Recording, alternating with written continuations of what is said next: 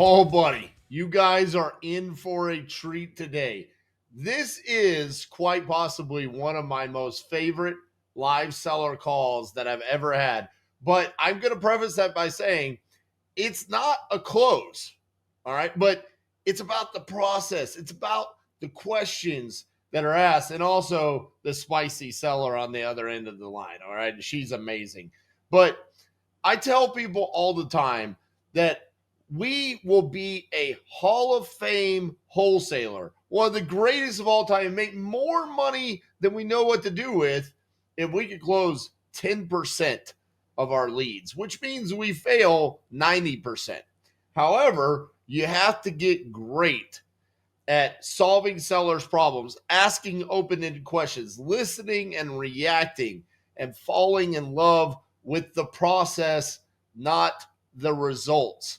And in this conversation, the reason why I love this seller call is because it's all about that, the process, the open ended questions, the listening and the responding. You guys are in for a treat on this one. All right. This seller will not give me a number. This seller will not open up about certain things, but does on others. And I leverage that against her. I tell stories. I get her to laugh. Some of you will even say, I built great rapport during the conversation. I am sharing this call with you guys to show you that it's not always about getting a signed contract at the end of the day. Because this call right here, if you can do this and you can replicate it 10 out of 10 times, then you'll get a signed contract 1 out of 10 times. It's just going to be with the right seller. And in this circumstance, her motivation did not match the needs of us as a wholesaler where we can buy her property for a discount. It's just not what she needed, which is what we are doing during our process, which is identifying, are we the right solution or not? So I don't want to delay this any longer. This happened a couple of weeks ago. This is a property leads $30 exclusive nationwide lead with the one and only Mr. Jerry Norton. Enjoy this live seller call with Frida. Hello? Hi, is Frida there? This is she. Hey, Frida, this is RJ Bates calling about your property there in New Waverly. Looks like you filled out a form saying that you were looking to sell that property. Is that correct? Correct. Awesome. How much were you looking to get for it? Well, I'm shopping around and I'm getting estimates. Where are you shopping? With real estate people, with the people that buy as is. That's me. You found me. All right. Forget the rest of them. The rest of them aren't as nice as me. All right. What's the reason why you want to sell? Relocation.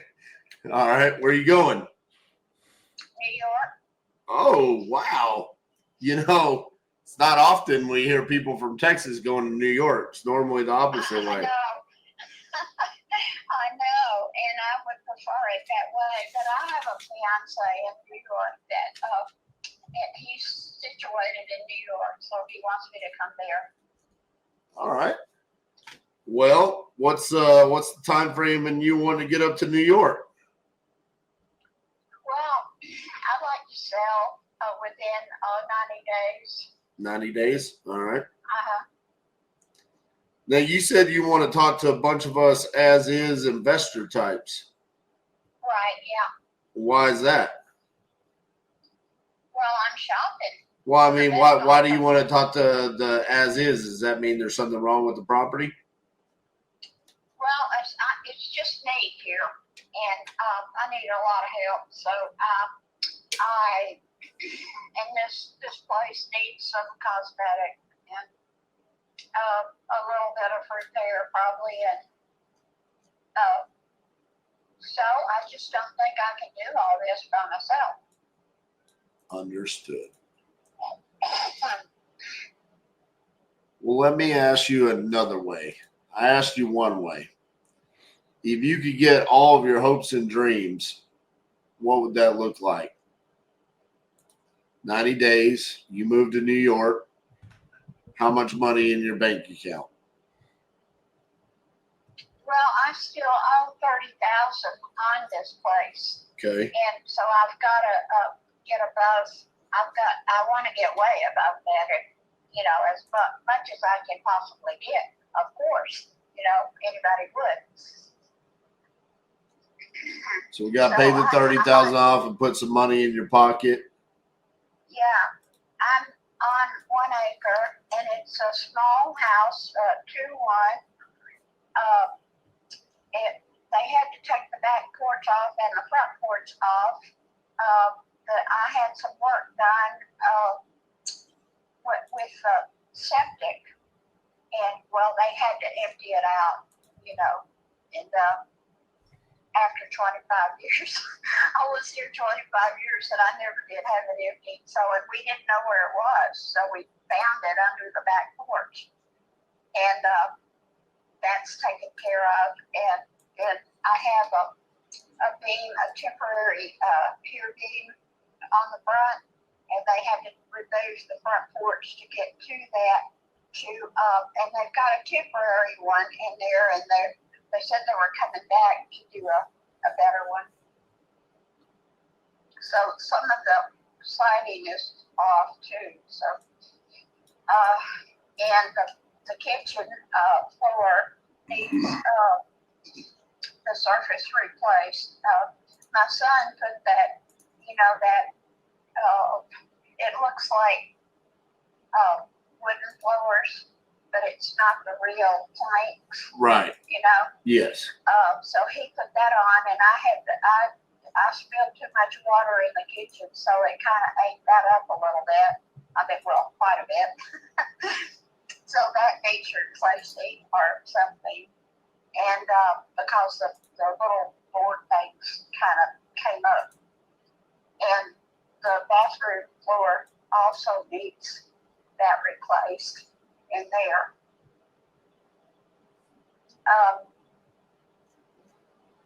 It doesn't have central air and central heat. That old air conditioner stopped running.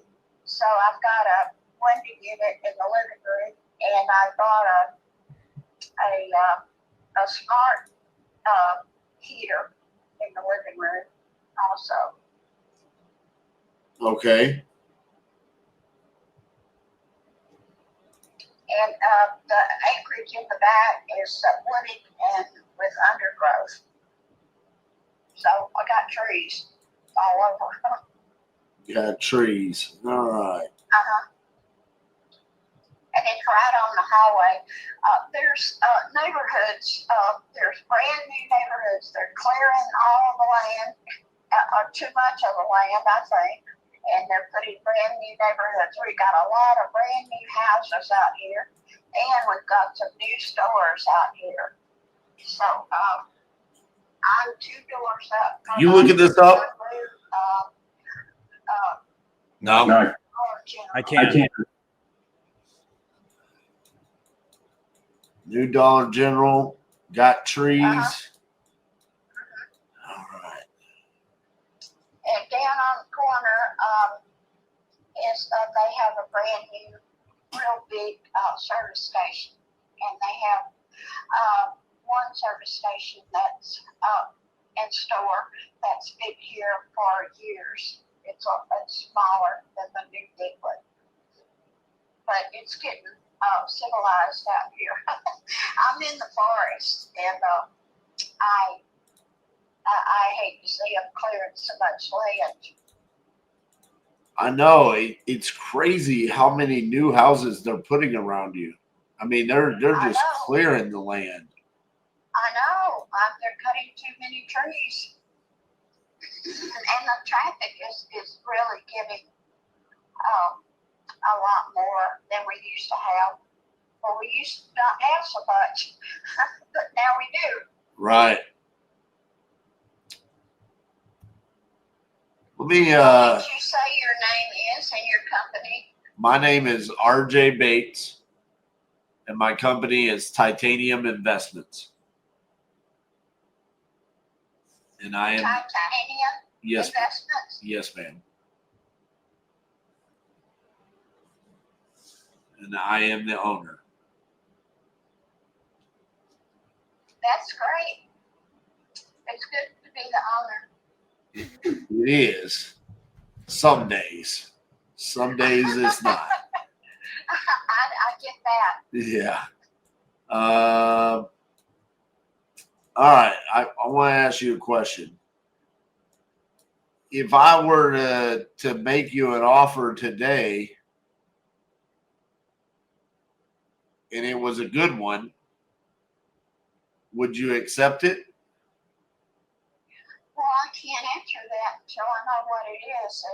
And I'm shopping. I am shopping around. Well, that's what I'm saying. I mean, nobody wants to be shopped, you know? Shopped? Yeah, I don't want to be shopped. I want to be picked. That's why you're the owner of a company with your attitude. Exactly. Well, I mean, my thing is I want to make it a win-win. I want to get a property where I can come in and I can do repairs to it. Sounds like your house needs that. I want to offer you a fair price for that property, and then I want to come in and I want to be able to make profit off of the property after I purchase it. So, of course. So that's my intention. I forgot to say I have a barn. Okay. So, but going back to what I was saying is like, what do you want, right? You want to sell your house, have 90 days. You want to move to New York, and you want to have X amount of dollars in your pocket. Exactly. So there is a potential situation where we could see eye to eye today. That's all I wanted to know. Well, I'm not going to commit to today. So the issue with that is then you want me to give you a number, and then you're going to go call all my competitors, and then I got to just wait and hope you choose me. You know what I'm saying? That looks like the deal. I don't like that deal. Well, what do you want to offer? You haven't even seen it. You mean you would buy a car without looking at it? Well, funny enough, let me tell you about a story about me buying a car. So, See, you didn't know who you're talking to. RJ Bates is crazy. See, I don't like car shopping because when I go car shopping, the car salesman wants to tell me everything about the car. And I don't want them to tell me everything about the car. I want to know very few things about the car. I want to know, one, when I sit in it, am I going to be comfortable? Two, is my music going to sound good? Three, is the air conditioning going to blow cold? And four, when I hit the accelerator, am I going to go faster than every other car on the road? That's all I really care about. That sounds like the car I want. Exactly. So the last car I just got, it's a 2024 or 2025, however they do the years of cars. I think it's a 2025 Mercedes EQS 450 something numbers. I don't even know what it is. I didn't see it. They drove it to my office. He came in my office. I signed the paperwork. The first time I ever saw my car is after I had already purchased it. I never even drove it before I owned it. So in regards to buying a house without seeing it, absolutely. That's what we do all day, every day. Now, will I eventually come see it? Yes, but that's only after you say yes to whatever I'm willing to offer you for the house. But see, I don't like to make offers on houses either, Frida, because see, if I make you an offer today, here's the thing. You have a number that you want. I can promise you there is absolutely no way in the world that I'm going to offer you more than whatever that number is. Because if you don't tell me what you want, I have to go ultra conservative and just say, here's my number. What do you think? And then you're going to say, I don't like it. And I want you to like me. See, it's like the car salesman. See, the car salesman, he wants to sell me on all the stuff. And I don't care about the stuff. He wants to tell me about what kind of car it is and the engine. And I'm like, does it go vroom, vroom? That's what I care about, sir. And then, so for you, I just want you to tell me, how much do you want for your house? And then I'll say yes or no. Well, I can't tell you because I'm an amateur at this, and I'm not going to jump into a fire without knowing what I'm doing. You don't sound like an amateur. I talked to amateur. You sound like you sound like you've negotiated a time or two. I'm pretty good at getting numbers out of people, and you right now you are not giving it to me. So let me ask you this: you want to get up to New York? You want 90 days? How many of those 90 days are you going to take shopping?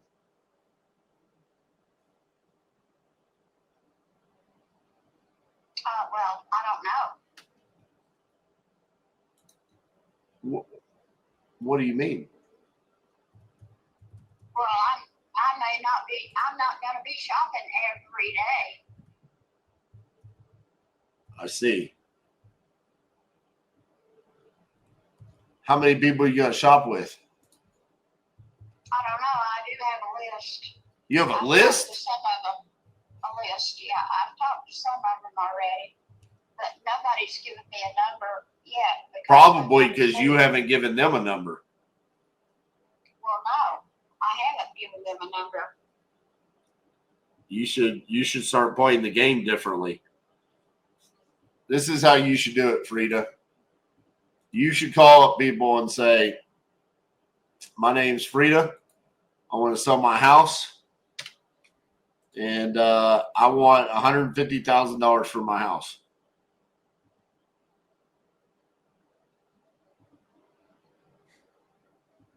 Well, is that what you're offering?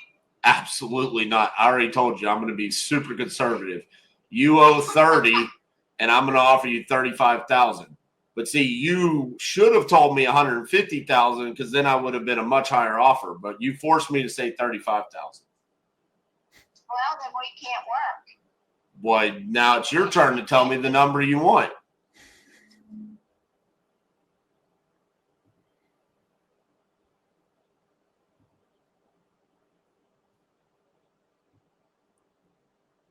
What about 180,000? 180? You said I'm an amateur. Frida, I'm about to hire you. You are not an amateur. You are an expert. He said 150. I'm going to go 180. That was amazing.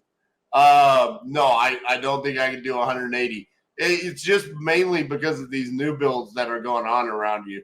You've got new builds that are going on surrounding your area with more land for like in the 2s and 3s. And your property needs quite a bit of work there. So there's a potential that we can put a little bit of money in your pocket. It's not going to be significant.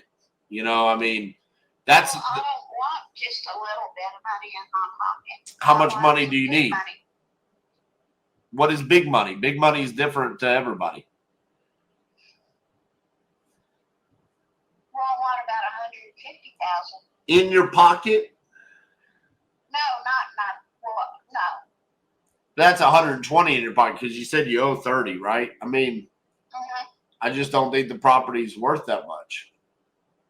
Well, it's probably not, but you told me to give you a number, any number. Well, I know, but now we pulled the sheets back. Now it's time to talk real business.